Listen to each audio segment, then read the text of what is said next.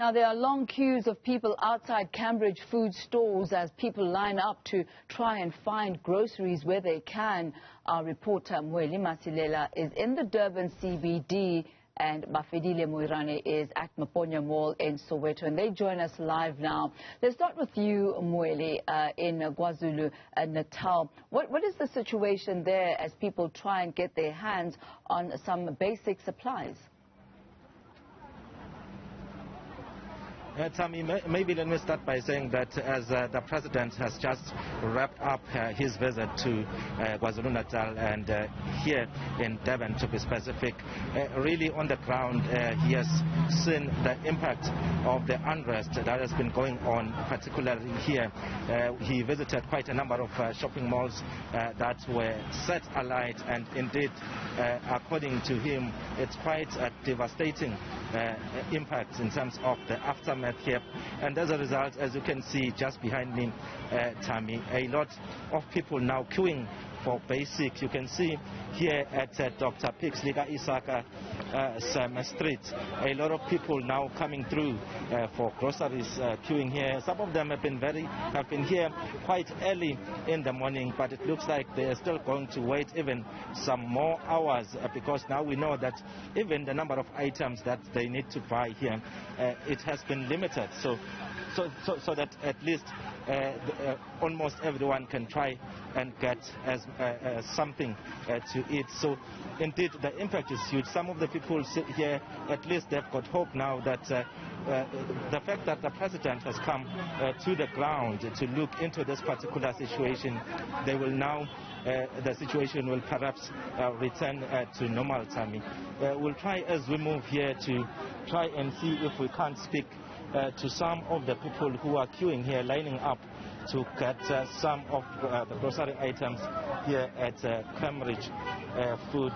Sisikunjani, it looks like most of the people, Tammy, are not willing to talk, but we'll continue trying because it's a lot of them here. And in terms of the devastation on the ground, we saw it ourselves, Tammy, that a lot of infrastructure has been damaged. In fact, from where the President was visiting today, we saw also some of the factories where there are some chemicals there. Some young people pleading with the President to make sure that at least he intervenes, because most of them have lost their jobs. They are concerned that if the situation continues the way it is at this particular moment, they might find them in a situation where they don't have jobs. We'll continue to try, Tammy, to speak to. It looks like many people. Tammy,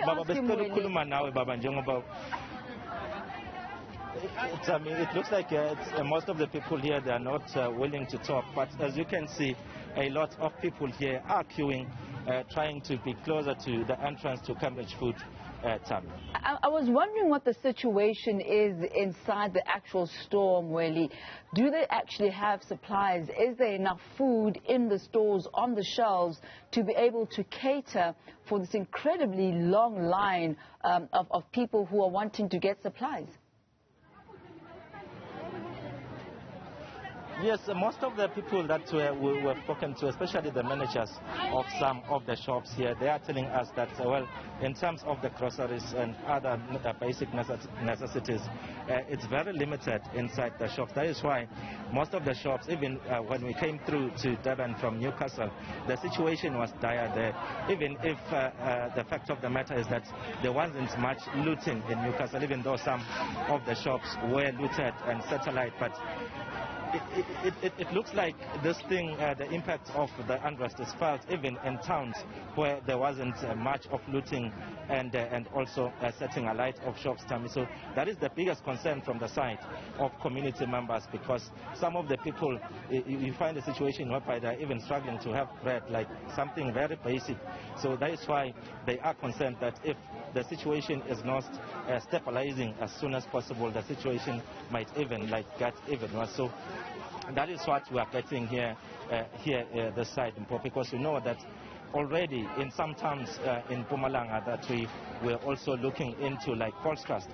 It was very clear that people were now moving from the KwaZulu-Natal side, going to towns in Mpumalanga to get some basic necessities. So that's the kind of impact that this unrest has caused, Tammy.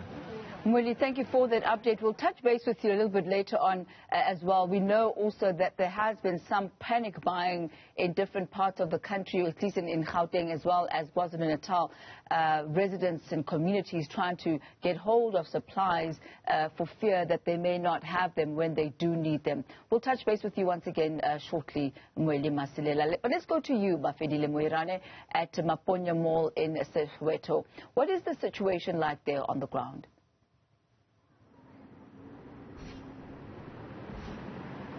Well, of course, Tammy, as the situation is coming down slowly, police and South African National Defence Force members are still maintaining presence. It's a hive of activities in and outside the Maponya Mall.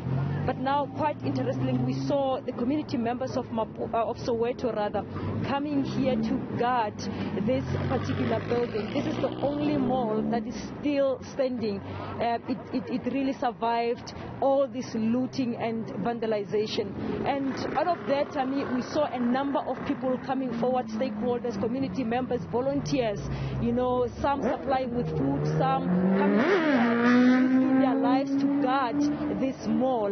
Now, I have invited Nolutando. She's one of the volunteers who has been helping with food supply here. Let's hear her story as to what exactly led to her taking part in what we see. Nolutando, thank you so much for joining us at Newzroom Afrika. You're one of the people who have came here to, you know, to support those who have been guarding here. What's your involvement here? Okay, hello. My involvement here, I'm like making sure that the people who are guarding here, they eat. Because if they starve, then we'll all starve. Because they won't have energy or strength to protect us. So, making sure that right.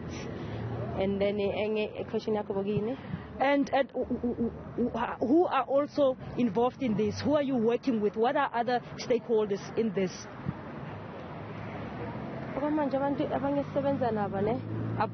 nazi ukuthi abonhlanhla nabo silepe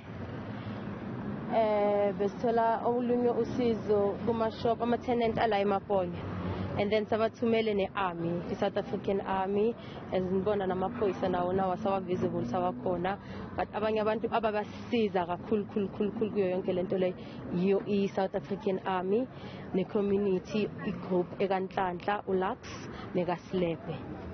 Yes. Well, thank you so much. Thank you so much for joining us. Tammy, here we've had her indicating that most of the community members came forward donating some food parcels to ensure that people who are guarding this mall, you know, are eating, having food at all the time. So police are here maintaining a high presence, although the situation remains calm. This is the only shopping center that survived the lootings, Tammy. As you can see there, my colleague Zolake showing you it is business as usual in the streets of Soweto, Tammy. Thank you very much, Bafedile, for that update. We'll continue touching base with both you and Mweli throughout the course of this afternoon.